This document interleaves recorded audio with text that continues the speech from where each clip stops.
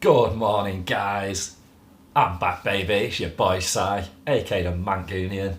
Welcome along to Gunner Talk.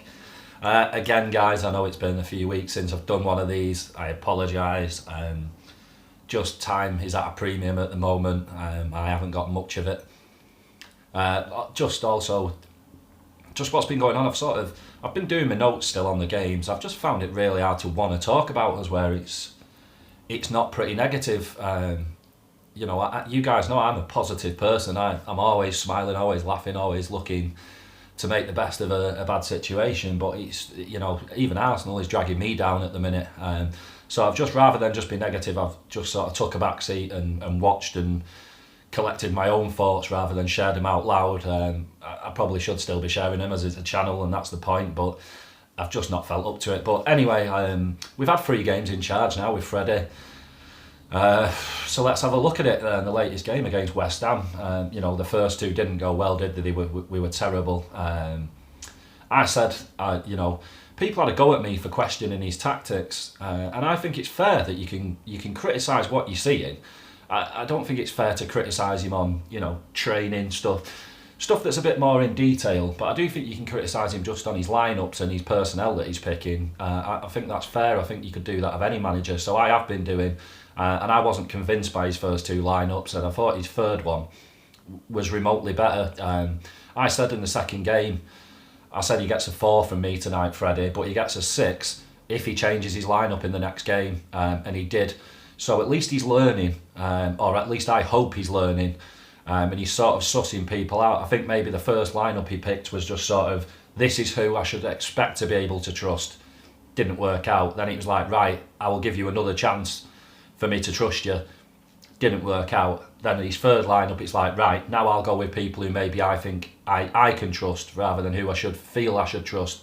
And he mixed it up a little bit, and it didn't change massively, but when the game opened up, we had the players of the requisite ability to actually do something about it, which I think you've got to give him some credit for. I'm going to give him a 6 again for last night, the other night, Monday, whatever it was.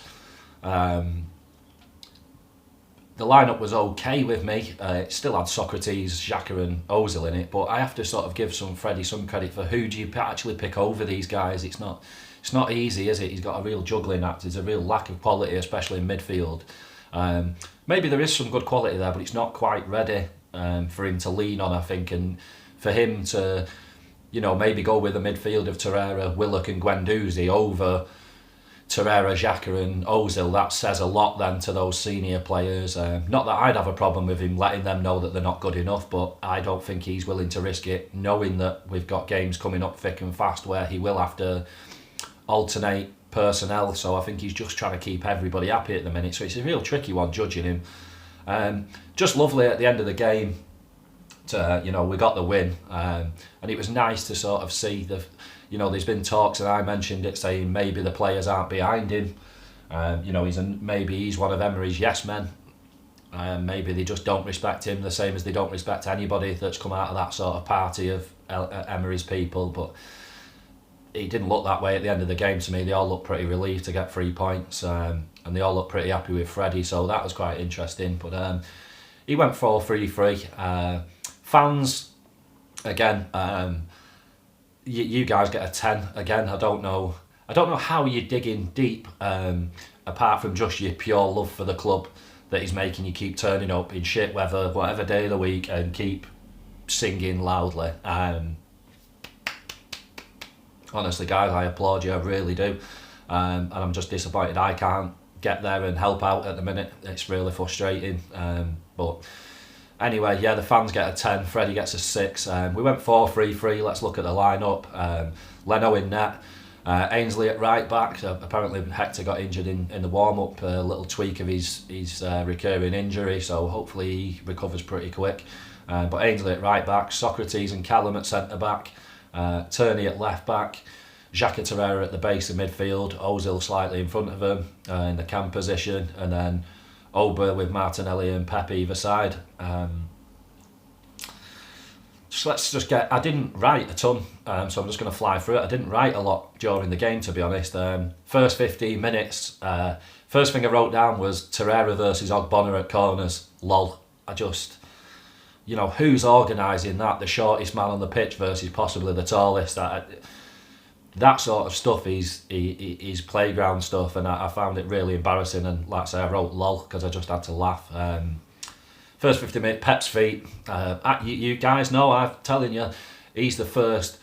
Sanchez was exciting, but I think Pep is the first real electric player we've had at the Emirates in the Emirates area, and I really do think this guy's going to be a worldie. I watched a lot of him last year, and I was disgusted at how many people have wrote him off already after 3 or 4 games. But using those 3 or 4 games to tell me Martinelli's a world class youngster, idiots. But the only other things I wrote down the first 15 minutes was just a real slow pace, but we did have a decent shape. And something else I noticed in the first 15-20 minutes, I was sat last night, the other night, watching it with 2 United fans who decided to come round and watch a game with me, and probably their intent was to have a chuckle at us. It didn't work out that way, but I asked one of them, I said to one of the lads, just watch Xhaka. Just watch him, because I get so many pelters from people saying that I have an agenda against the guy. And I say to you guys, it's not an agenda at all. I don't have an agenda against anyone that plays for Arsenal, because I want everybody who plays for Arsenal to be brilliant. But when they're not brilliant, I'm going to call them out on it.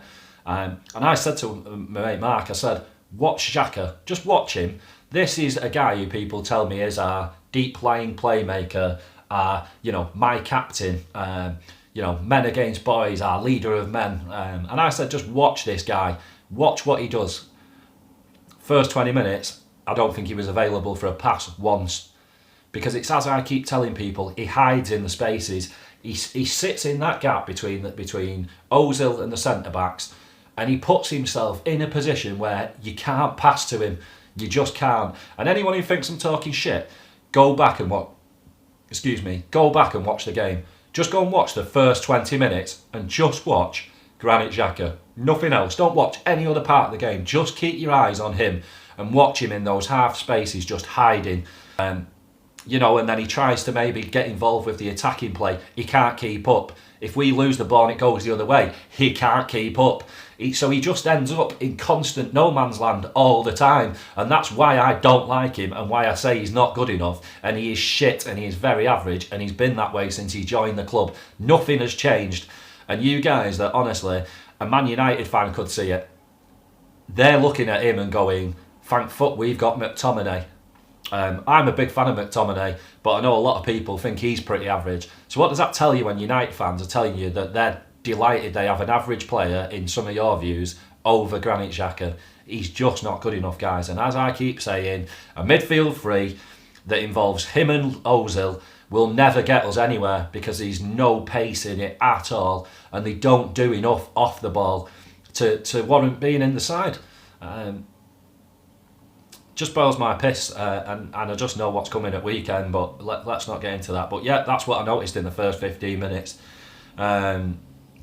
15 to 30 minutes, Turney, sadly, weird looking shoulder injury. I know he's got soft shoulders, and it looked like his arm just sort of got hiked up in a weird place. I don't know if it strained his muscles or tendons, or he popped his shoulder out. I don't know, but it didn't look great. Although that is something, I've dislocated my shoulder pretty badly myself. Although it's quite a bad niggling pain, it is something you can play through. So I don't know whether they might chuck him in on painkiller. I don't know, but I don't feel like we can afford to not have him as part of the squad with the games we've got coming up. We're pretty light at left back now. But yeah, there was sort of nothing really happened in that sort of next 15 to 30 minutes. He's just a whole load of nothingness. We were controlling the game, but not with any intent. It's all good and well having 80% possession, but if you're not doing anything with it, then what's the actual point to it? There isn't. There's none. It just didn't make any sense to me at all. 30 to 45 minutes. The 32nd minute, we had our first deep, really good chance. It was a lovely little move worked by Pepe and Oba. And then just an absolutely tragic header from Mesut. That the one person you wouldn't want to be on the penalty spot for a header is probably Mesut, and it was a real just. just disgusting, just absolutely disgusting. You just knew he was never going to bury it. You know, and then a few minutes later, 38th minute, bang. One chance, one goal, West Ham, 1-0. Far too easy. Xhaka, again. Watch it back again, guys, honestly. There was 2 incidents in that game that were pretty much exactly the same, and you saw total chalk and cheese outcomes between him and Chambers, which is a lot to me about the type of players and men they are. But you know, he shut his eyes and just completely pulled out of it because he was probably scared of, you know, damaging his face, which, you know, isn't that great, but he obviously treasures it. But Leno, again, I just felt sorry for him. No chance with it, absolutely no chance. He shouldn't be digging the ball. The way he's playing, he should not be digging the ball out as much as he is out the net, and it's just sad.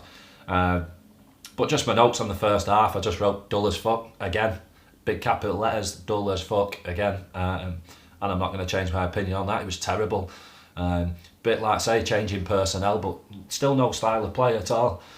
Getting into the second half, 45th to 60th minute, Torreira stepped on the gas in the second half. He did a lot of breaking up play in the first half, but in the second half he just decided to take it upon himself to drive out with the ball as well, and he was doing a fabulous job of it. 5 times the player Xhaka is for me. On the ball, off the ball, winning the ball, just spraying the ball around, he's even better for me. Got 2 feet as well, and he's comfortable with both. Miles better player, but yeah, lovely bit of work from Torreira. Then got it out wide to Kolasinac, and he went Martinelli, cool as you like, great finish again, and he's really looking decent. I'm not getting as carried away as some people, but he's looking really good for me. And it's sort of, the game opened up for me. I know a lot of people seem to think we played better. I don't. And I put it more down to us getting back into this game and winning it to West Ham, is that they went for the throat. They looked at us and went, now we've got these 1-0 down, they'll fall apart. Like I say, they'll fold like a cheap suit. They'll completely crumble, and we can just go and bury these now. And what West Ham didn't really look at is the fact that they're not very good, and they don't play well enough to go at us and then protect themselves adequately at the back while they're doing it. And I thought it was pretty naive from them, and that's the only reason why we got back in the game. If West Ham, although I don't rate them and I think they're pretty terrible, and as terrible as we are at the minute, if they'd have scored that goal and just gone, right, we're just desperate for 3 points, let's just put 10 men behind the ball now till and see the game out, we'd have lost 1-0, I have no doubt in my mind. But the fact that they went for the throat and tried to, you know, punish us and go 2-0, 3-0, open the game up, and then because there was spaces all of a sudden, it meant that our players who, you know, we have the sort of players that are great on the break and playing at pace, played exactly into our hands, and as soon as the game opened up, then sort of all of a sudden Xhaka looked like he was interested because it was easy. All of a sudden he's going, all right, everybody pass me the ball now, pass me the ball, you know. Ozil, the exact same. But the one thing I will give credit to Ozil for is at least when he does decide to play, he makes a difference. But, you know, still wasn't great for me, but you know, 60 to 75th minute, 66th minute, Pepe 2-1. Lovely bit of work. He was dynamite for me all game. You know, really exciting to watch. Any time he gets the ball, you just think, who's he putting on his arse next? It's great. Got a really good finish. He's He's got the Arjen Robbins about him, where his right foot might not be great, but how easy is it to stop him coming onto his left? You still can't let him just go onto his right, so you have to sort of still protect that option. But, you know, that little cutting onto his left and hooking shots in the back part, I can see him scoring a ton of those up down the years if he stays for a while. And yeah, fucking hell, we were in the lead. We were winning a game, and then, you know, 69 minute not long after, 3-1. Pepper, Ober, love it, happy days. Nice little bit of play between the two and a great goal. And then after that, it was just back to sort of, we had, heads were up at that point, weren't they? Chins were up, we were looking a bit more lively. Still don't think it was great, but it was nice to just see us playing some attacking, free-flowing football, and you go, this is what we're capable of if we had a manager or the tactics to play this way. And I sort of hope Freddie can find it. I'm not convinced, but I hope he can. And I just sort of wrote down, I thought, we looked more solid. We didn't give West Ham a touch, although we didn't look creative, we were more solid. Now, I don't know how much that was down to just them being really poor or us being remotely, slightly better, but we did look more solid at the back. With, I'm sure, what most people would say is a very questionable back four in Ainsley, Kolasinac, Socrates and Chambers, but, we'll see. The proof will be in the pudding further down the line. But as far as that one game went, they did well for me. We did play with a bit of a better shape, and a better centre-back pairing made all the difference for me. But, Freddie, like I say, he gets a 6 out of 10, he's learning. And hopefully he does the same again now from this game to the next game, and he keeps evolving his 11 until he finds what he can trust. And I've sort of got faith he can do that. Or at least I hope, because I love Freddie and I don't want to not like him. And it won't come to that for me. He's not somebody I didn't get particularly abusive with Emery, just he's not good enough, there's no need to get personal with it. I don't see they're getting to a point where I'm calling Freddie a little fucking bald dwarf. He's too handsome for that. I just have to look in and stare in his eyes for 2 minutes and all's forgotten, but love you, Freddie. God, he's good looking. But yeah, it's going to be interesting to see what he does for the next few games. But let's get into the players and rating the players. Leno, he gets a 7 from me.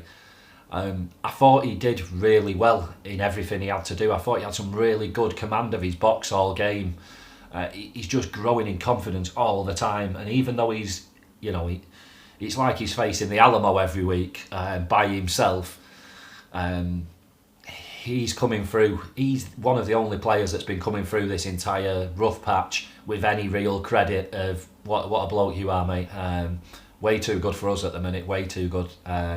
And I will be shocked if there's not teams come sniffing at the end of the year if we sort of bomb out and don't get Europa League or Champions League. I wouldn't be shocked. He's someone who I think would stay at the club no matter what, but it'll be interesting to see who comes knocking, because I think he's up there at the minute for me. He's top 2 keepers in the Prem and possibly top 5 in the world at the minute on current form. Easily for me. So he gets a 7. Ainsley,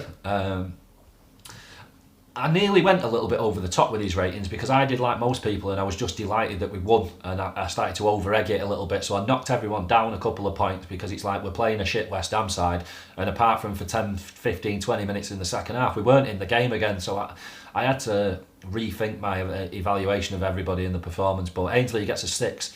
There was a few mistakes still, we're going to get that from Ainsley, but he was very, very solid, really solid for me. You guys know I'm a massive fan of Ainsley, and I've been saying I'm so desperate to see him play in the middle of the park. Maybe his chance is never going to come there now. Maybe he has to accept that. Maybe I have to accept that. And, if he wants to get somewhere at Arsenal Football Club, it's going to have to be at right back, and that's where he carves his furrow. It's going to be interesting to see, but he's not somebody I give up on yet. Not at all. It's going to be interesting to see how he gets utilised. But I can't complain, and I think he can grow on that performance. I think there was a lot to be encouraged by, definitely. Like I say, he's someone who I think his future is up in the air at the club at the moment. If somebody new came in with no affinity to Arsenal, that looks at just the players on a whole generally, and not based on how long they've been here, where they've come from, blah. I think he would be one that somebody would be looking, well, can we get 10 to 20 million for him to invest in a better player? Who knows? Socrates, he gets a 6. He looked okay. Not brilliant, not terrible. One of his more solid performances this year. Like I say, I just don't know whether that was more down to our shape and tactics or that they were just very poor. I don't know. Like I say, proof's going to be in the pudding a bit further down the line. Callum gets an 8 from me. Very solid, very commanding. Best centre-back at the club. I've been telling you guys this for fucking God knows how long, when you all laughed at me. Oh no, he's one of them players we get 20 or 30 million for him. He's never going to be... Well, he's our best centre-back, so what are you going to do about it? That's how it is. And like I say, the difference in those two situations between him and Xhaka in the game, where both had a choice to put their head in where you might get hurt, and one of them did it and one of them didn't. And it was no shock for me who put their head in there like an absolute champ. That puts themselves, and that's what we want as fans, is players that put the club above themselves.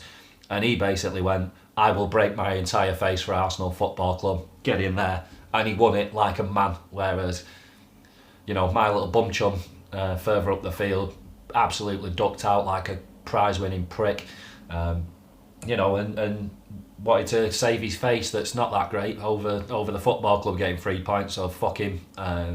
Can't wait to see the back of the guy, really can't. But yeah, Callum, really impressed with him, and he gets an 8. He's one of the best players on the pitch for me. Turney I'm not going to rate because he was only on for 27 minutes. But Kola, Kolasinac going to get a 6 from me. That was one of his most solid performances. Again, like I say, how much of it was down to quality of opposition, I don't know, but just based on that one game, he was decent, didn't give much away at all, and he got a really good assist. He looked better at both ends of the pitch for me. So yeah, he gets a 6. Xhaka, he gets a 2, and he gets 1 for each of the 2 decent passes he did in the game. But like I say, I just viewed him on first 30 minutes, 40 minutes, first half. He hid, didn't look to get involved. Started the second half the exact same. As soon as we got a goal and the game opened up, he suddenly went, oh right, well yeah, now I'll have the ball, yeah, now you can pass to me, yeah, it's all a bit easier now. Still goes fucking backwards every time though, apart from twice where he played the ball forwards. But the amount of times in that game, I honestly think this was his worst performance I ever remember. It was absolutely fucking diabolical, because like I say, he hid for the entire first half, and if anyone wants to argue with me, again, go back and watch the game, and I bet you don't get 20 minutes in before you go, he's fucking right, this guy is shocking. Like, this is fucking cowardice of the highest level. Honestly, it's embarrassing how he hides in the places where you just can't have the ball passed to him. But because he stands like this, shouting with his arms and fucking pointing, it looks like he's actually trying to be part of the game when he's not. But in the second half, even though the game opened up and it got easier, sadly, that meant that all he was doing was playing more balls across the edge of our box, and the amount of time that I lost count, I made it 5, 6 or 7 times that he tried just a very basic ball across the edge of our box that just didn't come off at all. He's just a complete fucking clown of a player. Honestly, I don't get how people still back this guy. I do not, because a lot of you guys have written off way better players for a lot less. I just don't understand the popularity of the guy. I don't, and I honestly think he's one of the most banterous fucking players we have ever had at this club, and not somebody who I'll ever get behind. Regardless if they're telling us all to go fuck ourselves, he's just a fucking absolute clown of a player. Yeah, disgusting, absolute disgusting. And for me, he was the only player really that didn't. Ozil wasn't great for me, but at least you can see a usefulness to Ozil when the game opens up. At least you can go, well, this is his time to shine. Whereas with Xhaka, even when the game opened up, it's like you're still just looking fucking backwards. There was one time in that second half where, I don't know if it was Torreira won the ball or Chambers and just nudged it to him, and the entirety of the field was wide open. You've got Pep running one way, Martinelli running another, Oba down the middle. There was no midfielder there, as he could have just strided on 20 yards, and what did he do? He put his foot on the ball, he turned round and laid it back to the centre-back. He's just fucking Kazi. And people say he is a big part of our play. He's a big part of why our play is so slow and terrible, and why we can't play counter-attacking football, because it goes through him, and he's like the fucking bottleneck that just strangles all of the play. We can start really, and I noticed it with Torreira was doing it, just bypassing him, just don't even look at him, just fucking go. And when a Torreira started to do that, that's when we looked better. No coincidence for me. Let's get on to Torreira, 9, man of the match. How people rate anybody above his performance the other night is beyond me. And it just makes me think a lot of you are quite superficial, that you're only watching what's obvious and not the entire performance. And again, if you disagree with my rating, go back and watch the game. Just focus on Torreira and watch how much he offers himself for the ball. Watch how often it's him that breaks up the opposing team's attacks. It's pretty much always him. 98% of the time, it is Torreira that wins the ball back or gets in the way or blocks a pass, or it's always him. And I thought it was absolutely class. Like I say, all of our interceptions, all of our breakdowns came through him. He started pretty much all of our attacks. He needs a partner. I know a lot of you are unsure on Torreira, but I think if you put an Ndidi or a Sangare or a Partey next to him, I think all of a sudden we've got a really physical, gritty, powerful centre midfield pairing. While you put one of those next to Xhaka, you've just got one guy in midfield. That's how I feel. Like I say, my comments on that midfield three. Torreira is the only one of any value in it. The rest can just fuck off. Ozil gets a 6. Like I say, he's not in the game until it opened up. He's got to do more. He's got to do more because he is our one luxury player.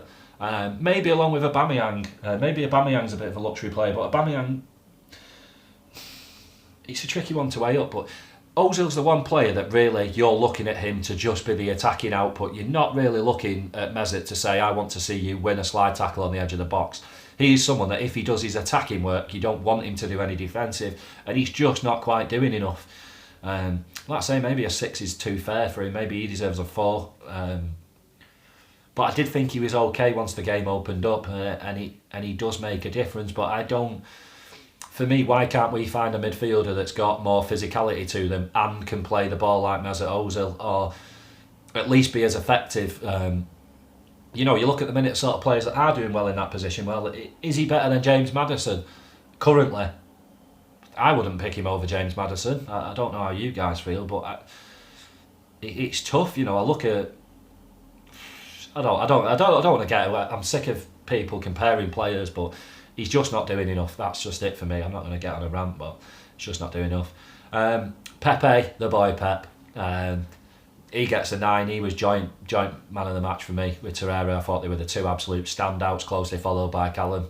It's just a constant threat. Just honestly, just every time he gets the ball, he's just putting people on their arse. It's just a shame we don't play counter-attacking football, because I think then you would see this guy at his full extent of frighteningness. Look at how players already sort of stand off him because they know just a little drop of the shoulder or a step over and he's gone. He puts people on their arse for fun. And I think we're missing a massive trick in the attacking players we've got. You look at like Saka, Nelson, even going near the younger guys, John Jules, Balogun, Pep, Martinelli, Oba, Laka. This is set up for fast, dynamic counter-attacking football, and we play anti-counter-attacking football. We play slow, stagnant, let's just not get beat football. Stoke 10 years ago, Bolton 10 years ago football. It's fucking tragic. And fans are writing off our players because of it, which I think is even more tragic. But yeah, I thought he was up there with our best player with Torreira. He's absolute dynamite. We just need to give him games, and we've got to stop expecting him or putting him in a position where he has to beat Ben from a standing start. He's still doing it, but that's not his bag. His bag is at pace, and once we start playing at pace, he's going to be a frightening prospect, and I think he'll be one of the most terrifying wingers in the Premier League. I don't think anyone will live with him. I really don't. Oba, he gets a 7. He got a goal. And he worked hard, but he doesn't do anything really off the ball. And he doesn't really get involved in any build-up play. People think I'm mad for saying Laka brings more to the side. But if you take goals out of it, and I've been saying it for a long time, Aubameyang is a world-class goal scorer, but he's not got any other world-class or very good attributes. None. Whereas Laka he's a very, very good goal scorer. But he's also very good at a lot of other hold-up play, build-up play, winning the ball back, strength, desire. He has a lot more attributes to me, and why I think he's more value in a team setup. I think we have to sort of... I don't know. I think one's got to go at the end of the season. Although I don't like it, I think one's got to go. I don't think we can afford to just have both of these guys, on the sort of wages they're on, at the ages they're at, alternating for different horses for different. I don't think we can afford to do that. So looking at how bare our rest of our squad is, I think you have to do that where you pick one, nail your colours to the mast, and then you go, right, well, it's Eddie or John Jules or Martinelli in behind it. I don't think you can keep both. I don't. Last but not least, Martinelli, he gets a 7.5 for me. And I know people are going to laugh at that and go, he was fucking brilliant. But I don't think he was brilliant. I think he ran his bollocks off. I think he worked his arse off. But I don't think he was involved in a ton, apart from the goal. And it was a class, it's a great calm finish. But he gets an extra point for that for me.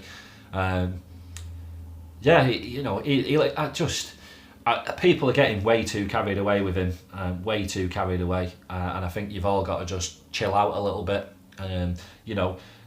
If it ain't broke, don't fix it. He's doing well, getting the minutes he's getting now. So why do we want to heap a ton of pressure on a young lad? That I'm sure he would probably. I keep saying we've got to start putting kids in sink or swim situations. I said it with Guendouzi and he paid the price, and then people started all of a sudden saying he was shit because we were just sinking him all the time. And I don't want the same to happen with Martinelli. I think he's a strong character. I think he's mentally tough. I think you have to be in Brazil. But I just don't want to see that situation. I don't want us to force him into it. I just want us to just carry on plodding the way we are at the minute and just dropping him in and giving him the minutes he's getting and just keep improving, and then we look at it again next year or the year after. But are we in a position at the moment where we can not pick a guy who's obviously works his arse off and plays well when he gets a chance and grafts? This is the mess we've got, and why I give Freddie a bit of credit at the minute because of the squad. It's tricky to weigh up. But that was all them guys. We had a couple of subs, didn't we? I've already talked about Kolasinac. Pep and Xhaka both went off around the 86th, sort of 87th minute, and those subs were too late. I said to my two mates we should bring Nelson and Guendouzi on for I can't think who I said now. It might have been for Ozil and Xhaka, but I said that with half an hour to go. I thought the subs were a little bit too little too late, but we were winning at that point, so who cares. But Nelson, he's someone who I still have really high hopes for. I think he just needs game times and to stay fit and to stay focused. And I think that's where we should be at the minute, is sort of switching up now these wingers. We need to play with wingers. There's no two ways about it. That's what our team is designed for. That's what our personnel allows, is exciting winger-based football. So we've got to start utilising these lads. And it's a bit like where Emery went wrong, just leaning on Saka as soon as he chucked him in. Well, take Saka out one game and then chuck Reece in. Then take Reece out and chuck Martinelli in. Switch it up a little bit, keep them all fresh. And then the Guendouzi came on as well at the same time, or like a minute before. And it was just such a breath of fresh air as soon as Guendouzi comes on. And especially because it was for Xhaka. Straight away, he's straight over to the ball. Right, come on to me. Then he's looking round, he either breaks with it or he plays the pass and he makes the run again. And it's just so different to what you're watching Xhaka. And he's like the anti-Xhaka. He's like the complete fucking opposite. And why I would pick him over him every fucking day of the week. Because all people say is, well, Guendouzi positionally he isn't great. Well, neither's Xhaka. But he's got a lot more positives to his game than fucking Xhaka does. And this kid's the future of the club, so I would much rather play him every week than keep watching a dead-ass Granit Xhaka fucking ruin all of our counter-attacks. Just don't get it. But yeah, it's the difference, and you can see when he gets the ball, when Xhaka gets the ball, right, the opposing players, they can just stand in front of him because they know he's never going to attempt to beat them. So just stand it. You don't have to do anything. At some point he is going to either try and play a ball that he'll fuck up, or he'll play it backwards. Whereas when you've got Torreira or Guendouzi on the ball, they might have a go at going past you. They might play a 1-2 and run past you. It makes such a difference to the way teams set up against us when you have these types of players instead of Xhaka. And like I say, why he is the biggest fucking problem in our first team for me. And it's not an agenda. People keep saying, oh, you just hate him. I don't hate him. I wish he was Andre Pirlo, but he's not. I wish he was Bastian Schweinsteiger, but he's not. And I'm not going to fucking sit here and pretend he is, where I know that if we took him out of the team, you look at that 11, right? You take out Ozil, and maybe even not take Ozil out, but you take out Granit Xhaka, and you take out Socrates, and you put in Sol Campbell and fucking Yaya Toure, and we're a top fucking two side all of a sudden. People don't realise how influential that position is. Or they do realise how influential linchpin his position is in our team, as being the engine room, but don't realise just how bad he is at it and how detrimental he is to our play being good. And honestly, the sooner Guendouzi learns a little bit more, I'm just not getting on a rant again, but he just has to take his spot. I don't get how Xhaka starts over Guendouzi ever. and I would much rather accept that Guendouzi is out of position and ball watches a little bit than watch Granit Xhaka and all the fucking faults and problems he comes with. I really would.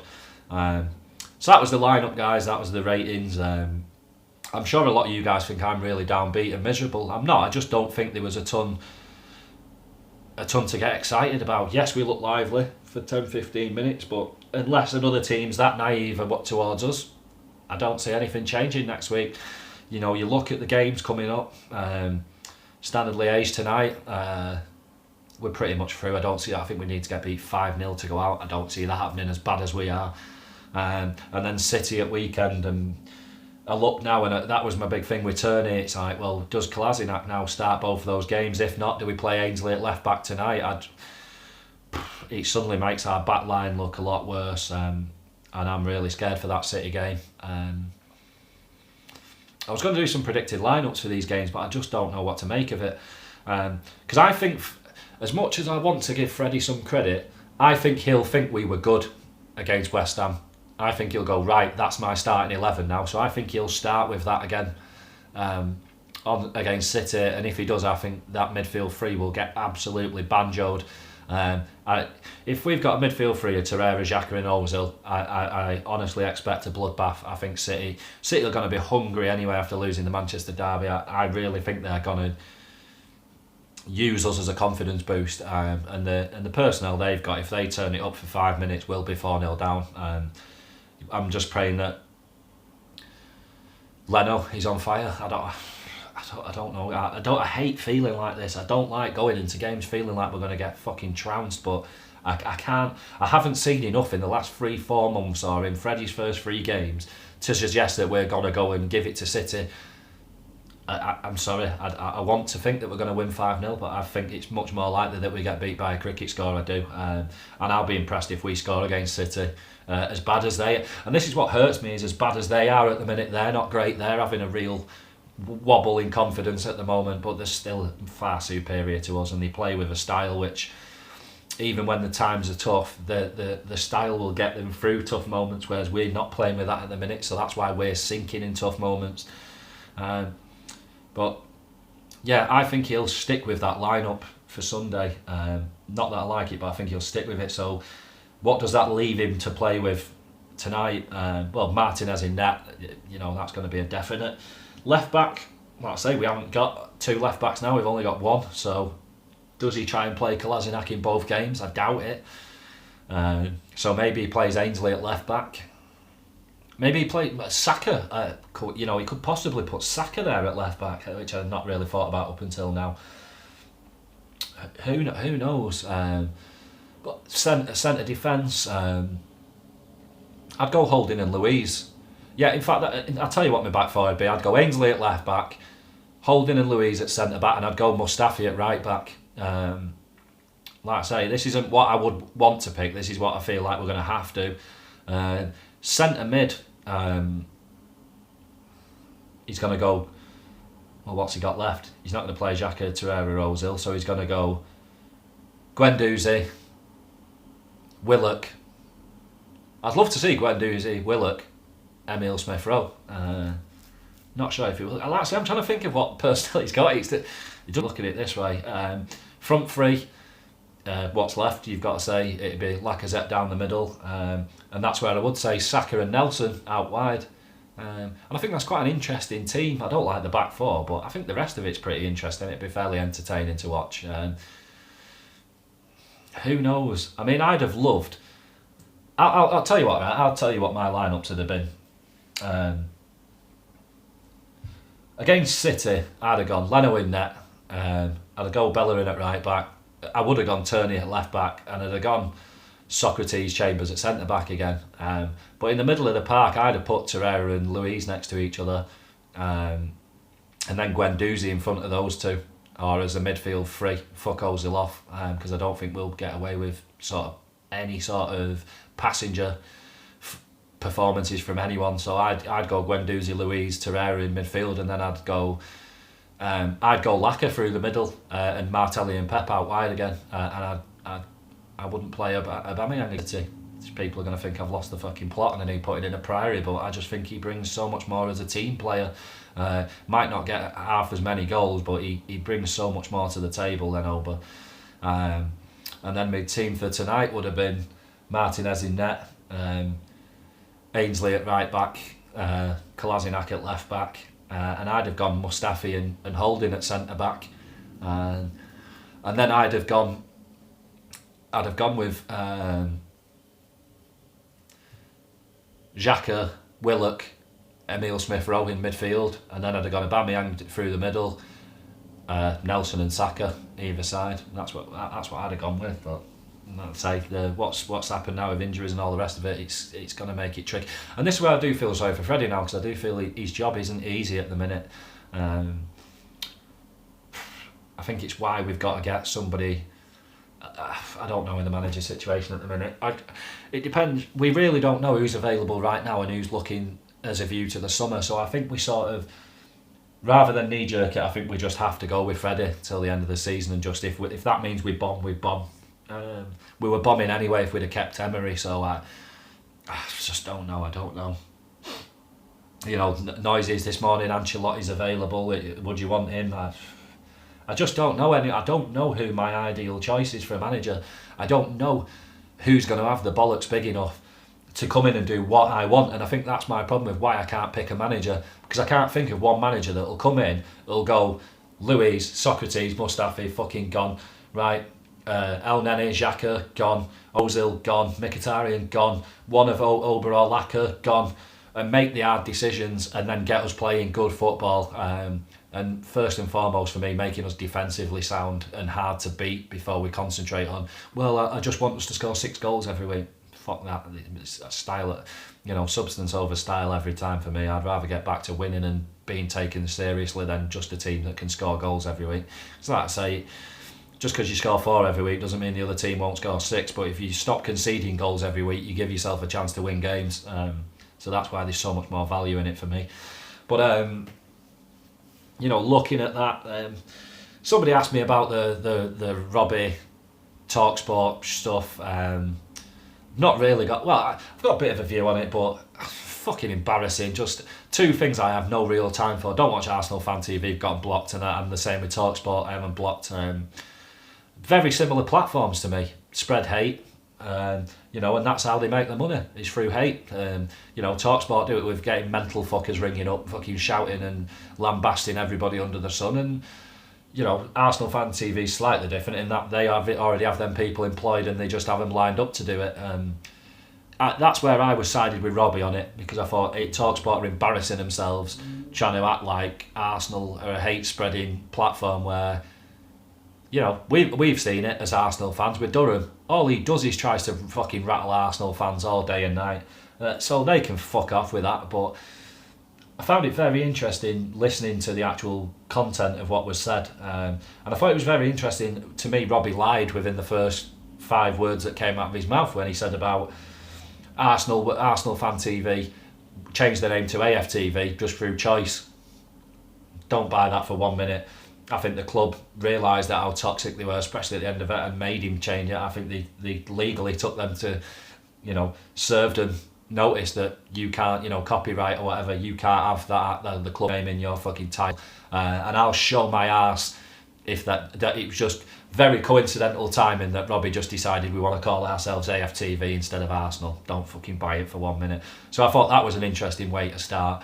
And then his only real defensive things was, well, how many times have you watched Palace, Simon? How many times have you watched Palace, Simon? And if you actually listen to Simon Jordan's answer of why he doesn't go to Palace games, you should understand why he doesn't go. It's the same as you come home, and another guy's living in your house with your wife and your kids, but he says, oh, well, you can sleep on the couch. You're not going to do that, are you? You're not going to fucking do it. You're not going to go, oh yeah, cheers, thanks for taking me house, my wife and my family, and offering me a couch to stay on, you absolute gent. So I get why Simon Jordan doesn't go to Palace games, and I don't think Robbie. This is what I'm talking about when Simon Jordan said about the IQ thing. I don't think Robbie's clever enough to listen to what's actually being said instead of just ranting, and that's where he lost for me. Is he lost what Simon was trying to say to him? Maybe he just doesn't want to hear it because he thinks it's pretty patronising coming from TalkSport. I don't know. That wouldn't shock me, and fair play if that is what got to him. But it's like he was saying to him, you know, you are the biggest fan platform there is. Why? What makes you so different to the Man United one, the Man City one, the Chelsea one?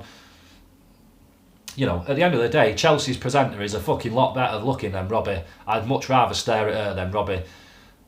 What's the difference? It's the rants. It's the characters. It's the toxicity. That's the only thing that separates Arsenal Fan TV from all the other fan platforms. It's the only difference. It's not more well put together. The production value isn't better. It's just that people tune in for the comedy rants. And as much as you want to pretend that it's a platform for all fans, it's not. It's a platform for the same sort of 10 fans every week, then they might chuck another 2 or 3 in just to show that it's for all fans. And you know, he does profit from negativity. I don't think Robbie, you know, a massive Arsenal fan, definitely. But he is choosing money over Arsenal, his love for the club, because, and maybe it's easy to say it from my point of view, but if I produced a platform which most people who love the same thing as I do can't stand, I'd get rid of it or I'd change it. Because the only reason why I wouldn't do that is money. He enjoys from Arsenal Fan TV. He's never going to change it. He's never. But he'll keep it first and foremost, and it's a platform for the fans and all that. But it's not. I'm bored of talking about it. I'm fucking sick to death of Arsenal Fan TV, and this is why I don't like him, because it's very much like Ozil. He's just a very divisive thing. He divides the fan base. Like old schoolers like me can't stand fucking Arsenal Fan TV. 18-year-old virginal Man United fans absolutely love it because they like watching a man in his 40s lose his shit every week. Football, you know, and some other guy that's, you know, putting an accent on that I've never fucking heard before in my life. I just don't know where the fuck he's from, but it's just embarrassing. And that's, like I say, it's a comical thing. If Robbie had any respect for Arsenal, he'd fuck them 2 off. Because they're what the other fans watch it for, not what Arsenal fans watch it for. A lot of Arsenal fans, I think he'd gain more fans, and Arsenal fans, which is the whole idea, is if he had more characters on, like Lee Judges and Graham and people like that, just random fans, than these youngsters that are just ranting for clicks and to become the next big thing on social media.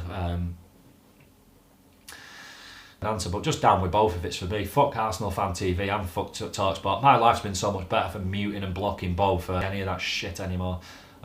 Although this one came through, but into it on the radio going, oh, you've got to listen to this, and it was just fucking embarrassing. I don't think anybody came out of it well. I thought Arsenal Fan TV look like bigger dicks than I already think they are, and I think TalkSport look like bigger dicks than I already think they are. So that was it for me. Manager stuff, I'm not going to get to it. It's gone on for long enough, guys. I'm not going to talk about any more stuff, but thanks for joining, guys, and hope you've enjoyed, and hopefully we can get another win again tonight. I'll be disappointed if we don't. I think tonight we've got to use this as another stepping stone to get a result and try and get a bit of momentum going. So come on, boys. No, I'm not going to do any predictions because I'm just going to look a mug no matter what. So I'm just going to leave it at that, but thanks for tuning in again, guys. It's been a pleasure. Please make sure you like, subscribe, all that shite. You know, if you're on Twitter and you follow me, please give me a retweet or a shout out or whatever, because this is tough at the minute. Take it easy, guys. Sign out. Have a lovely day.